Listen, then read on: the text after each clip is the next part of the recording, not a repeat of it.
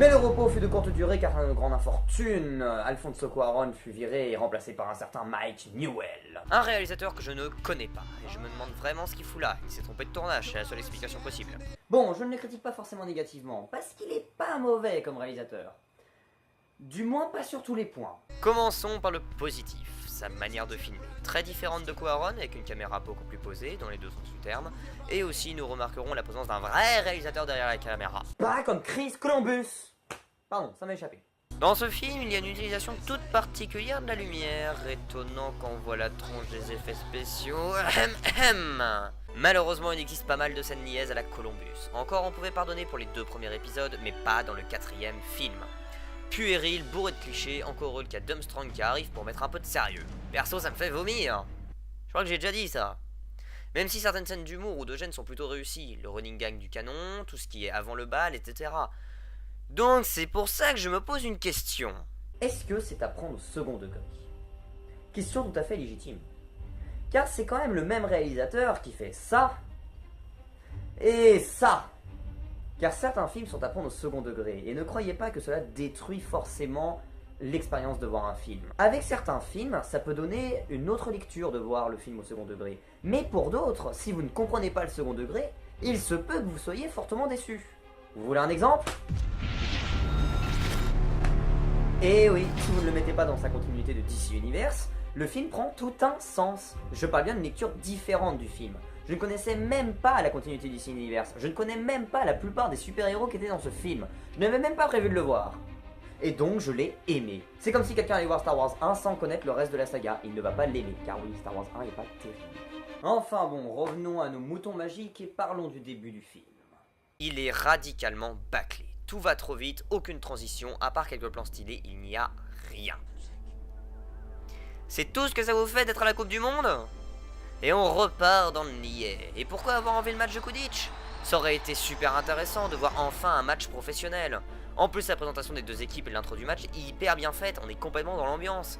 Et la déception qui s'ensuit est donc juste lamentable, ou énorme, selon les goûts et le point de vue. Ah.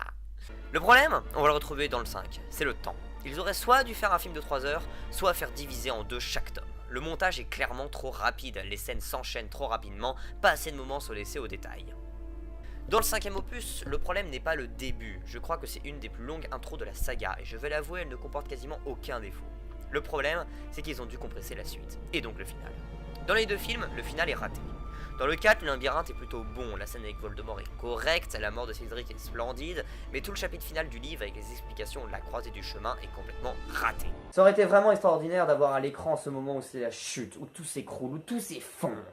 Je trouve que dans le film, il n'appuie pas suffisamment sur ce ministre de la magie corrompu qui refuse de croire au retour de Voldemort. Vous savez, ce moment dans les films où vous vous sentez creux, un vide en vous, où le moment où tout s'effondre, tout ce qu'on connaît s'écroule, c'est le vide, ça part en vrille, c'est la mort, c'est énorme.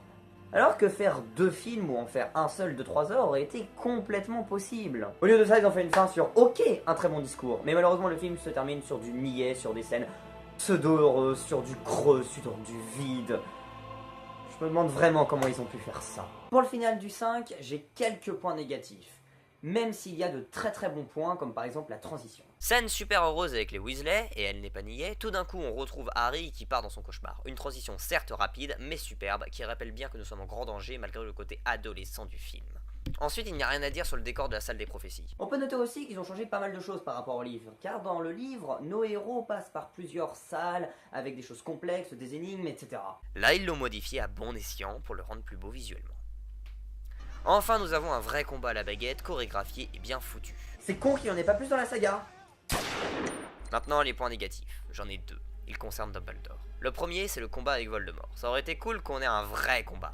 Car là, on a plus l'impression que Dumbledore se fait surpasser par le petit Voldy. Regardez sa bouche, ses attitudes au visage. Perso, j'aurais imaginé un vrai duel avec une musique de duel, une mise en scène de duel. Une superbe et longue scène splendide et puissante.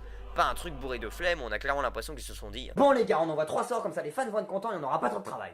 L'autre défaut? Le même que le 4. Un chapitre de dénouement final détruit. Je m'attendais à une superbe belle scène entre Harry et Dumbledore. C'est quand même une putain de révélation, un truc qui est censé te coller au siège. Une longue discussion, Harry et Voldemort sont liés, aucun des deux ne peut vivre tant que l'autre survit. Et je précise qu'on peut tout à fait avoir des dénouements longs et pas chiants. Je doute que le dénouement de Snowpiercer soit chiant, je doute que les dénouements de Star Wars ou encore de Pirates des Caraïbes 2 et 3 soient chiants, ou encore les dénouements de Tarantino, ou encore ceux de Gore Verbinski. Mais non, ils ont préféré nous faire une scène de fin lourde, Vide de sens, il y a quand même un dialogue qui se termine pas. pour pouvoir enchaîner avec un générique heureux.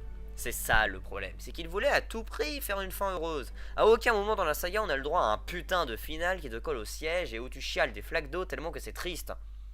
Il aurait fallu leur expliquer dans une saga comme ça, on n'est pas obligé de faire une fin heureuse tout le temps. Ce n'est pas obligatoire. Dans les livres, c'était possible car on avait suffisamment de temps, mais pas dans les films. Je suis désolé de m'énerver comme ça, mais c'est vraiment décevant qu'ils passent à ça d'un chef-d'œuvre juste parce qu'ils pensent trop à l'argent. Et c'est là nous avons un des plus gros défauts de la saga. En fait, plus je vois les films, plus je me dis que c'est vraiment dommage. Je parle bien évidemment des effets spéciaux. L'image est juste dégueulasse quand il n'y a pas de lumière. Dès qu'ils mettent du feu, un soleil, des bougies, ça passe, mais le côté sombre et glauque est complètement raté. Je vous résume ça. C'est trop sombre, pas de détails et ça pue le copier-coller. Exemple, parmi tant d'autres. Le rayon de soleil n'est même pas beau, les tentes sont copier-collées à l'infini et ça se voit. La flemme des détails, le brouillard, les endroits vides sans explication. Regardez la texture de l'herbe, on dirait des textures de jeux vidéo dégueulasses des années 60. Il n'y avait pas de jeux vidéo dans les années 60, ta gueule. Le stade de Quidditch est plus que raté. Dès qu'il y a un peu de lumière, ça passe. Même si le côté flemme et copier-coller revient, ça va quand même. Et le labyrinthe, c'est juste lamentable. Dans un film américain avec des tonnes de budget produit par la Warner Bros, qu'on ne soit pas capable de proposer mieux que ça, c'est quand même dément. Du brouillard à la tonne pour cacher les détails, un copier-coller des textures et des décors. Vous allez encore m'entendre sur les effets spéciaux, mais j'attends l'analyse du 7e et 8e opus pour pouvoir m'éclater pleinement.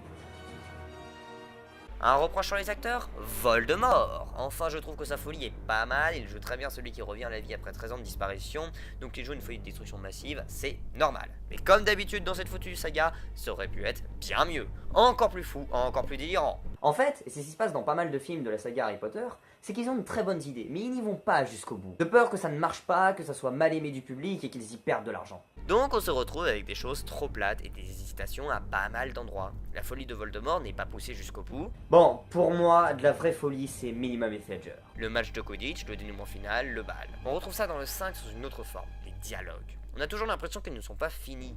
Il y a des moments où t'as envie qu'ils disent des choses, qu'ils développent des points ou encore des personnages, mais non, les dialogues sont trop lents. Ironie dans un film avec un montage trop rapide.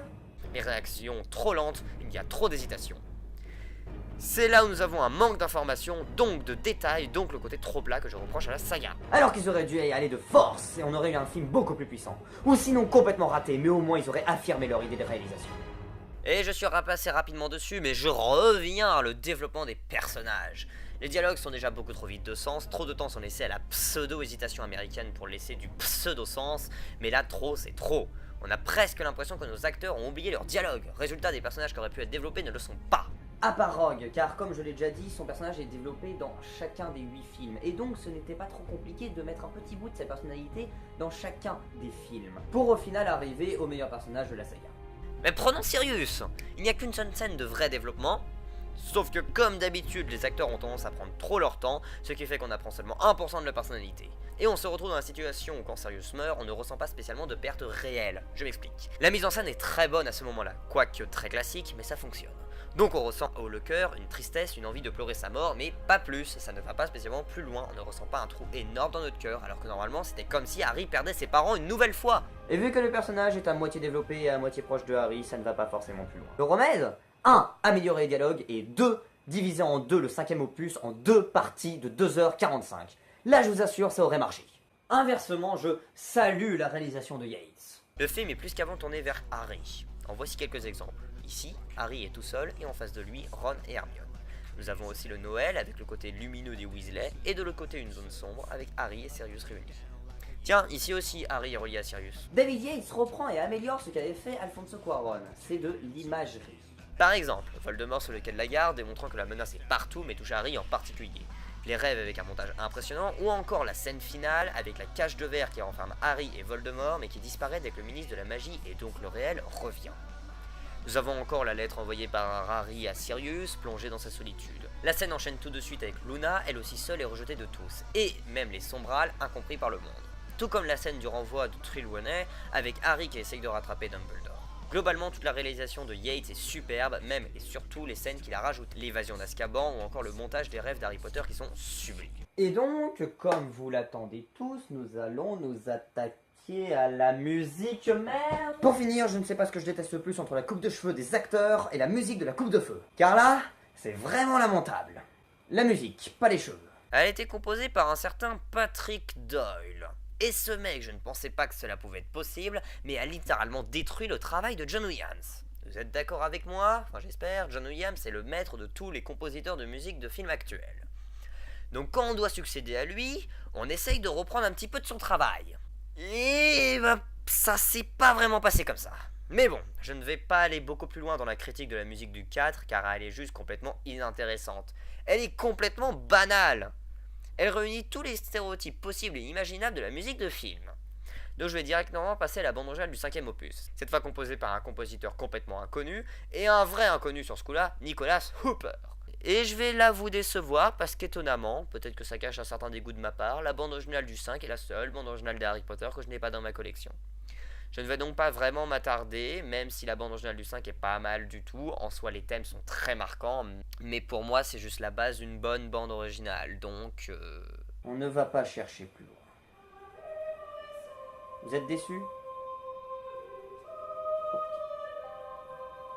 Mais attendez une seconde. Après ça.